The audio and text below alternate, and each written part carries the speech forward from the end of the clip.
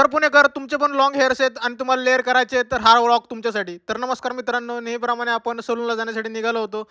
आज सलूनमध्ये जास्त काही गर्दी नव्हती, त्यामुळं काय एवढं निवांतच होतं. त्यानंतर सर आपले आले होते. सरांना हेअरकट करायचा होता. सर एकदम ऑफिशियल लूक पाहिजे होता सरांना. सर म्हणले, "मला क्विफमध्ये हेअरकट पाहिजे." आता बरीच जण म्हणतील क्विफ म्हणजे काय? तर सांगतो थांबा जरा दम धरा. कसं आहे ना, साइडनं पार्टिशन मर्ज होतं आणि वरचं टॉप सेक्शन आहे ना, एकदम फ्लफी टाइप होऊन जातं. रिझल्ट तुम्ही बघू शकता. हेअरकट खूप छान झाला होता. त्यानंतर आपले सेकंड क्लायंट आले होते. मॅमचं एकच कन्सर्न होतं. मी सांगताना लाँग लेअर सांगते, पण माझा हेअरकट हा एकदम मिड लेअर एवढाच करून टाकतात. मॅडमला म्हणलं, "मॅडम टेन्शन घेऊ नका. मी माझ्या ह्यानं पूर्णपणे प्रयत्न करतो आणि तुम्हाला जेवढे लेयर्स पाहिजेत तेवढे ॲड करून लाँग लेयर्समध्ये तुमचा हेअरकट करतो."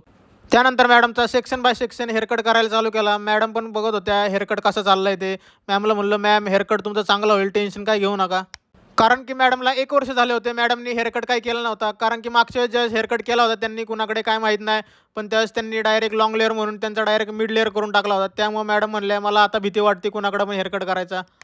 फायनली तुम्ही बघू शकता मॅडमचा हेअरकट कसा झालेला आहे ते. एकदम बाउन्समध्ये हेअरकट केला होता. मॅडमला जसा पाहिजे होता तसा. कारण की लाँग लेयर्समध्ये त्यांना पाहिजे होता आणि तसाच मी त्यांचा हेअरकट केला होता. हेअरकटला टाईम लागला, पण कसं आहे ना, क्लायंटच्या चेहऱ्यावरचं सॅटिस्फॅक्शन बघून शेवटी हेअर ड्रेसरला पण आनंदच होतो ना, तुम्हालाही माहिती आहे. मॅमच्या चेहऱ्यावर ऑटोमॅटिक आलेले रिएक्शन बघून मी पण एक खुश झालो होतो.